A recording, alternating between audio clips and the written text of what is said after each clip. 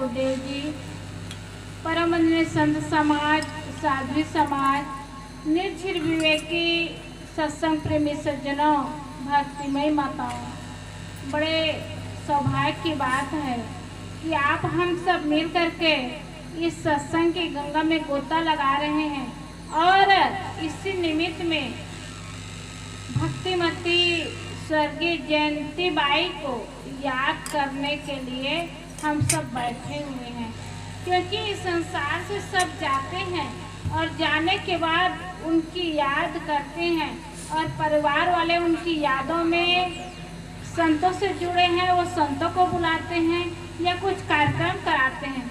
उनके माता पिता कितने सोच के बढ़िया नाम रखे रहे होंगे। जयंती, जयंती का अर्थ क्या होता है?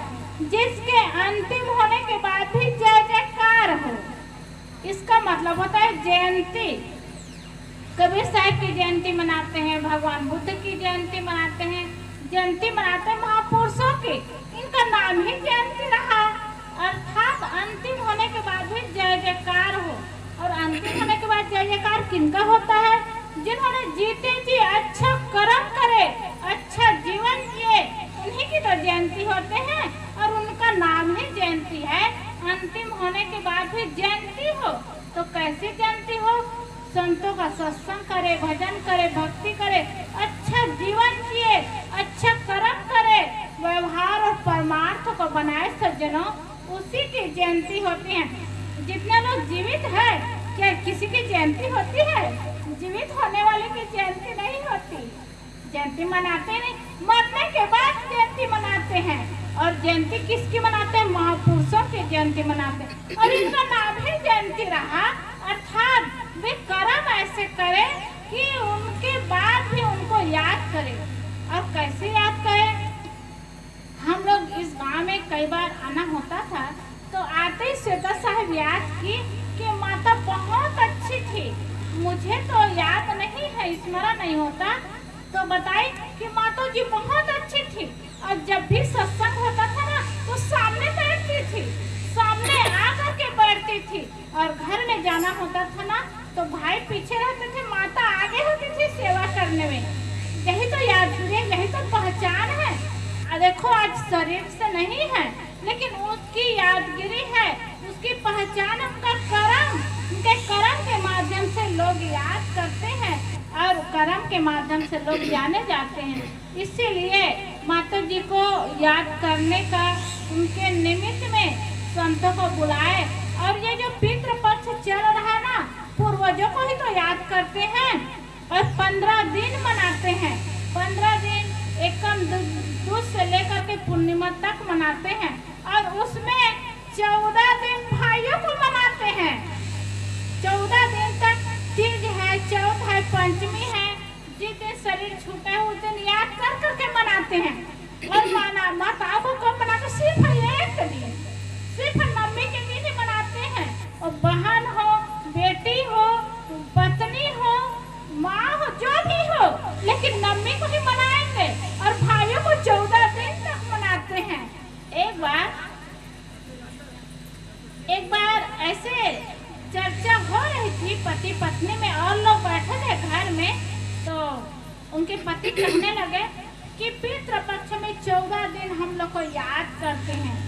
तो उनकी पत्नी कहने लगी, वो बहुत समझदार रही होगी, तो भाई बड़े गर्व के साथ कह रहे थे, देखो हम लोग को 14 दिन याद करते हैं और 14 दिन पितृपक्ष मनाते हैं, 14 दिन तक बड़ा पूरी खाते हैं। तो उनकी पत्नी बहुत समझदार थी, वो कहने लगी, बात तो सही है, आप लोग को 14 दिन मनाते हैं, हम लोग को सिर्फ एक ही दिन मनाते हैं। लेकिन एक दिन क्यों मनाते हैं? इसीलिए कि एक का महत्व ज्यादा होता है, उसकी कीमत ज्यादा होती है। तो उसके पति कहने लगे कि कैसे उसकी कीमत ज्यादा होती है? तो उनकी पत्नी कहने लगी, अच्छा एक बात बताइए, बाजार से सब्जी लाते हैं तो उसको कहाँ रखते हैं? सज्जनों सब लोग जानते हैं। और घर मालिक और उनके पति भी कहने लगे कि बाजार से सब्जी लाते हैं ना तो टोकरी में रखते हैं और रात को खराब ना हो जाए करके खुली जगह रखते हैं। तो पत्नी कहने लगी उनकी, देखो सब्जी लाते हैं तो टोकरी में रखते हैं और खराब ना हो जाए करके खुली जगह में रखते हैं। तो उन्होंने पूछा, और सोना लाते हैं तो कहाँ रखते हैं? तो कहने लगे कि सोना लाते हैं ना, उसको गोदरेज में लाकर लगा के रखते हैं। तो उनकी पत्नी कहने लगी, देखो वही अंतर है सब्जी और सोना में। सोना को कोई चोर चुरा करके न ले जाए करके गोदरेज में रखते हैं और लाकर लगा करके रखते हैं, और सब्जी को खुले टोकरी में रखते हैं, खुला रखते हैं, क्योंकि सब्जी की कीमत है। सब्जी के बिना तो दिन चलता है, रोज सब्जी खाना पड़ता है, लेकिन इतना महंगा नहीं कि लाकर लगा करके रखे। और सोना को कोई लाते हैं ना तो गोदरेज में लाकर लगा करके रखते हैं। वैसे ही स्त्री और पुरुष में अंतर है कि महिलाओं की इज्जत है, सम्मान है, सोना की तरह उसको सुरक्षित रखते हैं। इसीलिए भाई लोग 12 बजे रात तक के घूम के आएंगे ना, 10 बजे 12 बजे रात तक के घूम के आएंगे तो माता पिता को चिंता नहीं रहती, सोच नहीं होता कि बेटा कहाँ गया है। लेकिन बेटी 10 बजे भी घर से निकल जाए ना तो माता पिता को चिंता होती है, सोच होता है कि बेटी कहाँ गई है, किसके घर गई है। क्योंकि महिलाओं का, स्त्रियों का शरीर सुरक्षित रखने के लिए उसके आधार में जिनको जीवन जीना होता है सबको चिंता होती है। तो स्त्री का शरीर सोने की कीमत की तरह है, इसीलिए सोने की कीमत सब समझते हैं। वैसे स्त्रियों की भी कीमत होती है, और इसीलिए एक ही दिन मनाते हैं पितृपक्ष में।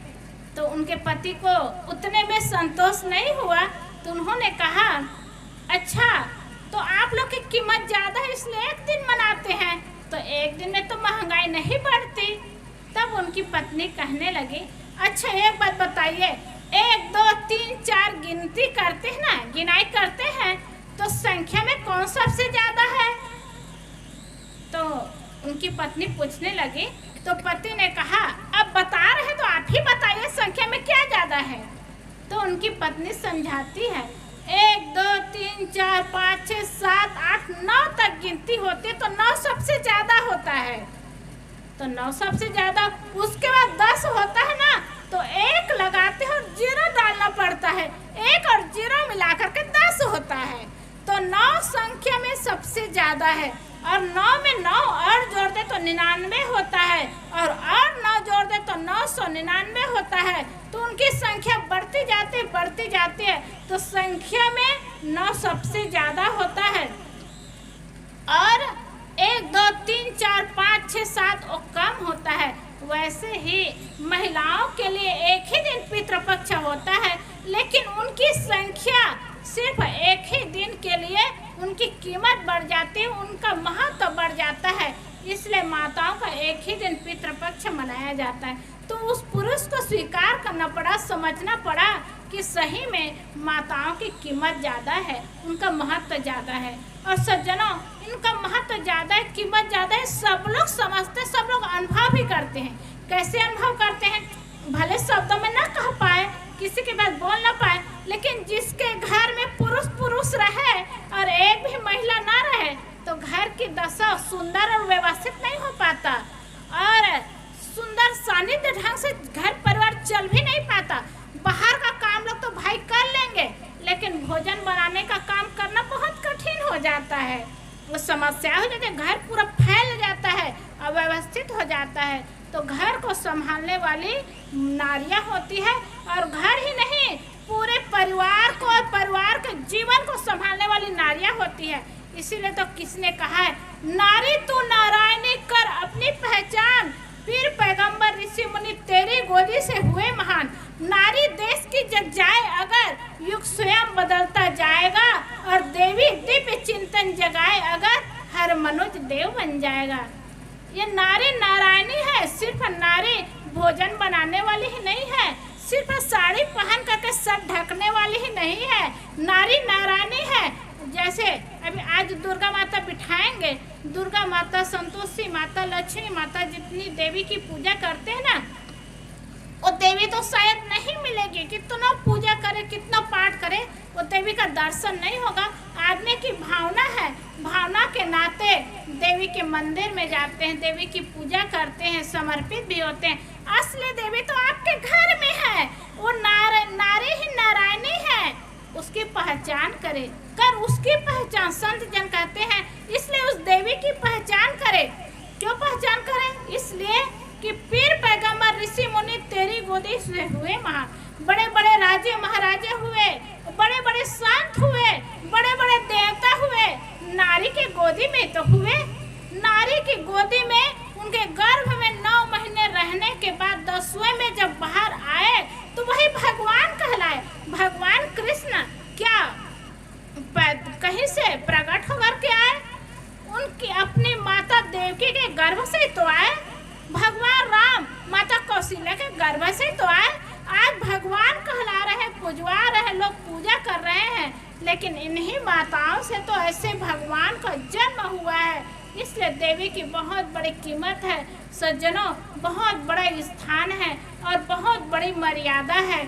इसलिए देवी को समझे, उनकी मर्यादा समझे, उनकी कीमत समझे तो निश्चित है ये देवी का स्थान बहुत ऊंचा होता है और बहुत बड़ा होता है।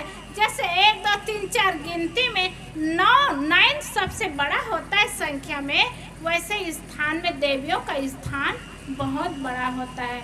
इसलिए वो माता जयंती, माता का नाम ही ऐसा जयंती है जो जाने के बाद भी उनकी जय जयकार हो। और उन्होंने कर्म भी अच्छा किया, व्यवहार भी सुंदर बनाया, इसलिए तो उनका नाम लोग लेते हैं, उनको लोग याद करते हैं। तो ये हम लोग को भी चाहिए।